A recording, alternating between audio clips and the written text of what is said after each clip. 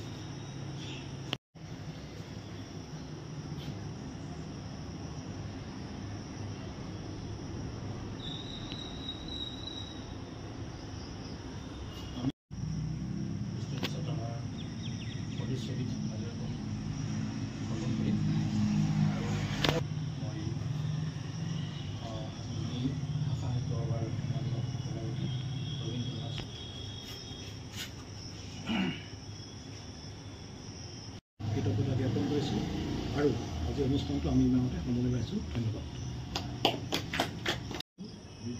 সন্মানীয় সভাপতি ৰবীন্দ্ৰনাথ দাস।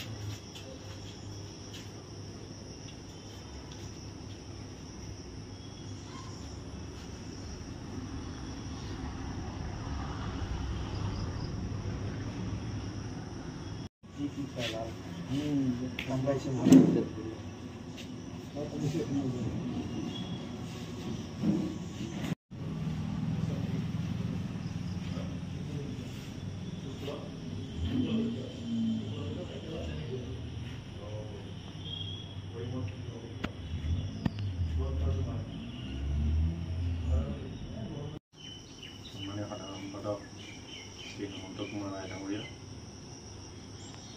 বিজনী মহাবিদ্যালয়ৰ আছু গোটৰ সন্মানীয় সভাপতি শ্ৰী ভাৰ্গৱ দাস ডাঙৰীয়া প্ৰমুখ্যে প্ৰেছ ক্লাবৰ মোৰ ছাত্ৰীসকল, মহাবিদ্যালয়ৰ মোৰ ছাত্ৰ ছাত্ৰীসকল, আজি আমাৰ কাৰণে এক অতি গুৰুত্বপূৰ্ণ দিন।